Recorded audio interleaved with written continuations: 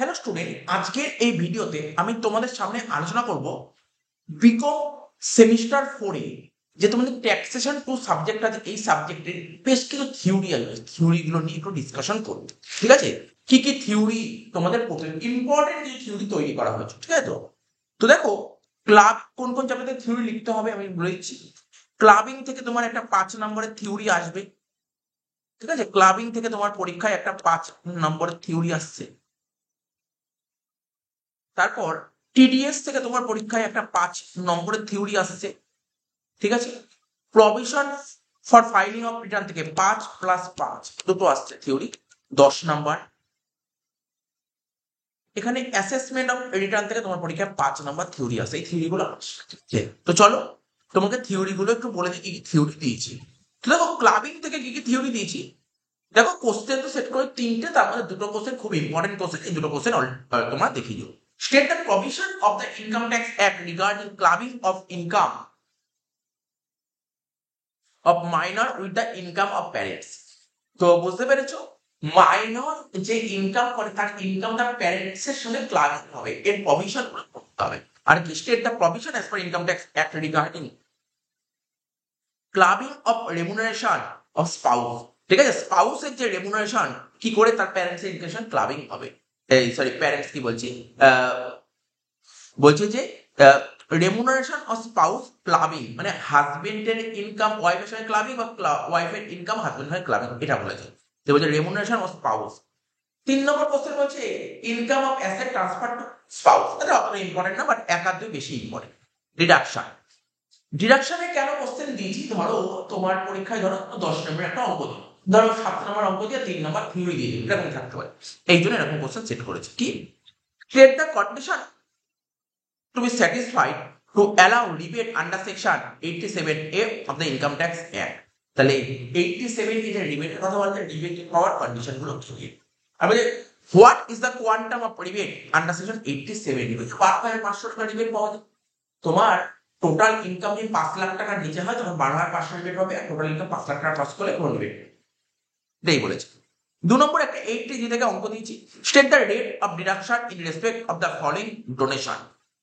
তো তুমি national defence ফান্ডে ডোনেট করলে কত পার্সেন্ট ছাড় পাবে? ন্যাশনাল ডিফেন্স ডোনেট করলে 100% ছাড় পাবে। রামকৃষ্ণ মিশনে ডোনেট করলে তুমি 50% ছাড় পাবে কোয়ালিফাইং অ্যামাউন্টের উপর। আর ডোনেশনটা notified organisation for promoting family planning, এখানে পুরো 100% ছাড় পাবে। তো হয়ে গেল এবার সেট অফ। সেট অফ থেকে দুটো থিওরি দিয়েছি। বুঝছো, can loss from business be set off against income salary. বলছো তুমি বিজনেস থেকে লস হয় সেটাকে স্যালারির সঙ্গে সেট আপ করতে পারো না, কোনোদিন পারো না। বিজনেস লস কখনো স্যালারির সঙ্গে অ্যাডজাস্ট করা যায় না। 2 নম্বর কোশ্চেন বলেছি discuss the provision of the income tax act relating to carry forward and set up of losses under the head capital gain. Capital gain যে তোমার লসটা হলে কার সাথে অ্যাডজাস্ট করা যায়, ক্যারি ফরওয়ার্ডের রুলটা জানতে চেয়েছে। সুন্দর কোশ্চেন দিয়েছে। ইন্টারেস্ট। ইন্টারেস্ট থেকে তোমার পরীক্ষা 8 নম্বর অঙ্ক দেবে আর 2 নম্বরে থিওরি দেবে। এই থিওরিগুলো দেখে নিও, এই থিওরিগুলো দেখে নিও। 1 নম্বর কোশ্চেন বলে under what situation interest under 234B is applicable and what is the rate of interest। বলছে 234B যে অ্যাপ্লিকেবল হবে কোন সিচুয়েশন, এবং এক্ষেত্রে রেট অফ ইন্টারেস্ট কতই 1% per month. Discuss the provision of the Income Tax Act regarding fees for default in furnishing return of income under 234F। 234F এর going to have fine 5,000 টাকা fine, এটাই তোমাকে করতে হবে।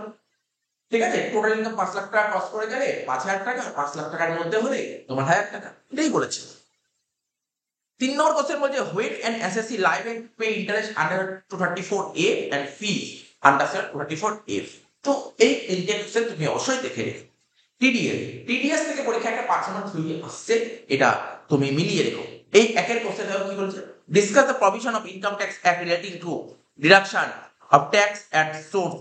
মানে মনে করো টিডিএস ফর স্যালারি সেকশন 192, এটা পড়ে রাখবে। নেক্সট পড়বে explain the provision of the income tax act relating to TDS from interest on securities. TDS on interest on securities পড়বে। তারপর পড়বে explain the provision of the income tax act relating to TDS from winning from loss. এইগুলো TDS গুলো পড়ে রাখবে।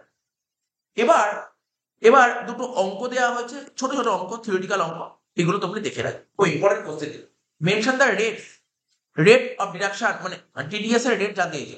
ব্যাংকে টাকা deposit করতে interest rate TDS rate, winning from loss TDS rate. বলছে if winning from lottery income is more than 10,000, winning from lottery income যদি 10,000 টাকা বেশি হয় তাহলে what will be the rate of TDS, রেসিডেন্টের জন্য কত আর নন রেসিডেন্টের জন্য কত করে নেবে। অ্যাডভান্স ট্যাক্স একটা question, who is liable to pay advance tax, advance tax দিতে কে দায়বদ্ধ। এইবার এই চ্যাপ্টারতে commission for filing of return, এখান থেকে কিন্তু তোমার পরীক্ষায় 10 নম্বর কোশ্চেন তুমি এক্সপেক্ট করতে পারো 5 নম্বরের জন্য। এক কোশ্চেন বলছে mention any 3 circumstances when an assessee is liable to pay submit return, liable to submit return of income even if the total income of the assessee does not exceed the maximum amount not chargeable to tax। এই কোশ্চেনটা ভালো করে পড়বে। B তে কি বলেছে, state the due dates of filing return by an individual assessee, individual subject for due date। C, state how much fees an assessee has to pay under 224F of the Income Tax Act।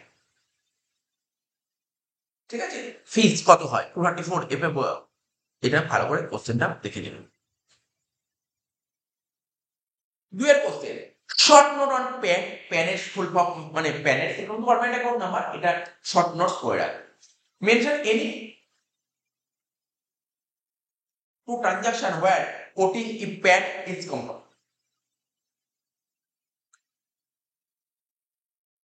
তোমাকে দুটো transaction নাম লিখতে হবে যেখানে pan number দেওয়াটা বাধ্যতামূলক। ঠিক আছে, তো সিতে কি বলেছে, state any 5 transaction where quoting PAN is compulsory, একই কোশ্চেন আমার দিচ্ছে, ওখানে দুটো এখানে পাস। তবে কিছু এক্সাম্পল বলেছে, বলে এখানে প্যান নাম্বার দেওয়া বাধ্যতামূলক। Purchase of immovable property cost 5 lakh, purchase of an e rickshaw, payment of 2,80,000 from foreign tour to open a demat account, purchase a car। Next question, what is loss return? What are the consequences of not filing of loss return? Loss return file না করার ফলে কি হতে পারে consequence? চারটা। Short note belated return করবে। Can a belated return of income filed under section 129 subsection 4 be revised? The belated revise করা যায়। নেক্সট বলছে what is the time limit of submitting belated return, belated submit করার time limit কি আছে। Next question, tag, tag এর short notes করবে এবং তোমাকে বলতে পারে এমন তো ট্রানজাকশন বলো যেখানে ট্যাগ নাম্বার দেওয়া বাধ্যতামূলক, কম্পালসরি। নেক্সট কোশ্চেন, রিভাইজ রিটার্নের শর্ট নোটস করবে।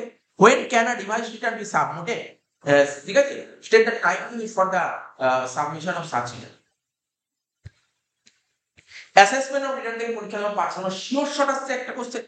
তো এখানে অ্যাকচুয়ালি এই চ্যাপ্টারে 4টি কোশ্চেন আছে, তিনটে খুব important, best judgement assessment, self assessment আর সামারি অ্যাসেসমেন্ট। আর বেস জাজমেন্ট অ্যাসেসমেন্ট কি বলছে, বলছে এমন দুটো সিচুয়েশন বলো যেখানে assessment shall be made by the assessing officer to the best judgement under section 150।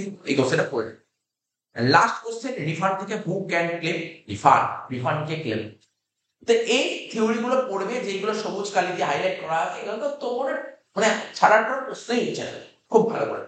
ঠিক আছে, যেগুলো তোমার মানে হাইলাইট করা নেই সেই কোশ্চেনগুলো একবার দেখে নেবে, এই কোশ্চেনগুলো থেকে পরীক্ষায় আসছে। তো চলো এই ভিডিওটি এখানে শেষ করছি। আমরা এরপরের ভিডিওতে ট্যাক্সের লাস্ট মিনিট সাজেশন অঙ্কগুলো কি কি অঙ্ক তোমার ইম্পর্টেন্ট করতে হবে সেইগুলো সাজেশন নিয়ে আসছি।